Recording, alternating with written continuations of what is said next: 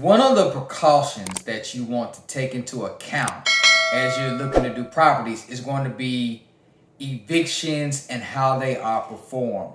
Now, this can vary greatly from state to state, depending on what they're going to do. So if you are in a state that is landlord friendly, then you understand that the eviction process will operate accordingly. And if you are in a state that's tenant friendly, the eviction process is going to operate more friendly towards those tenants.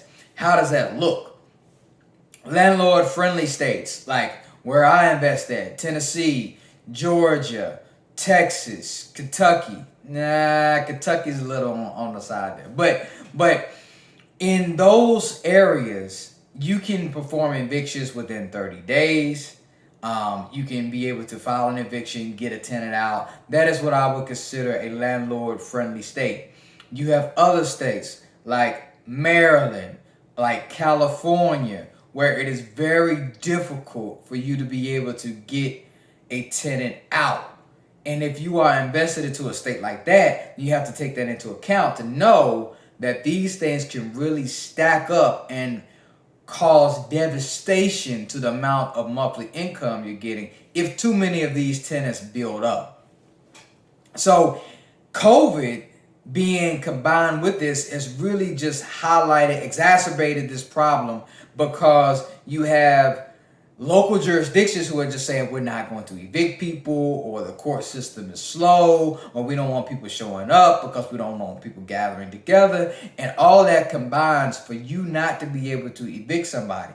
Understand, you can't physically go in, take them out of the unit. You can't change the locks. You can't do anything. So if you are investing in a state like that, you have to be very careful, and you want to have a close relationship with the property management company and to ask them what is it going to take to be able to get somebody out of your unit. If there is an eviction moratorium, you have to sort of get creative. So ways that you can do it if you are investing in a tenant-friendly state. If that's where you want to be, I wouldn't recommend it. But if that's where you're comfortable at, you want to do deals there, you have a competitive edge in a tenant-friendly state, then one of the things you can look to do is cash for keys. And this is where you just go to the tenant and say, hey, tenant, I will pay you to move out, basically. You give me the keys back, I'll pay you.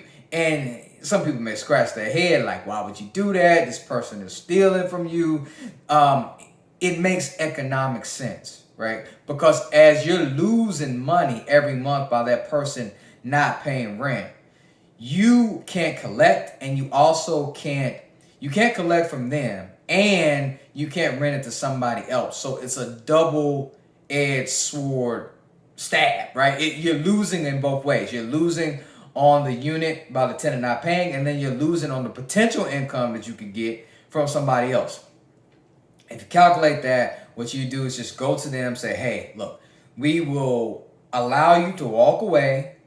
We're not going to go through the court system, but we would like the keys, and we'll also give you money to go move somewhere else. And that's a method that you can do, because in the end, it becomes cheaper to do that versus staying with that tenant, trying to go through an eviction, having extensions filed, not be able to get in the court system, and then having a law system behind it that's just going to be tenant friendly and not going to allow you to perform the eviction. So keep that in mind as you're selecting your area. And if you are in a place that is tenant friendly, then make sure that you come up with creative ways like cash for keys so that you can be able to get access to your units back. That's it. Hopefully it was helpful. Hopefully you can utilize that going forward, knowing the type of eviction friendly states, knowing the states that aren't eviction friendly, and then using those in your evaluations of property and how you're going to run them going forward. So drop a comment below if you found that helpful. If you have any questions, go ahead and leave a like, thumbs up. Appreciate that. And I will see you on the next video. Take care. Make it a great day, because you deserve it.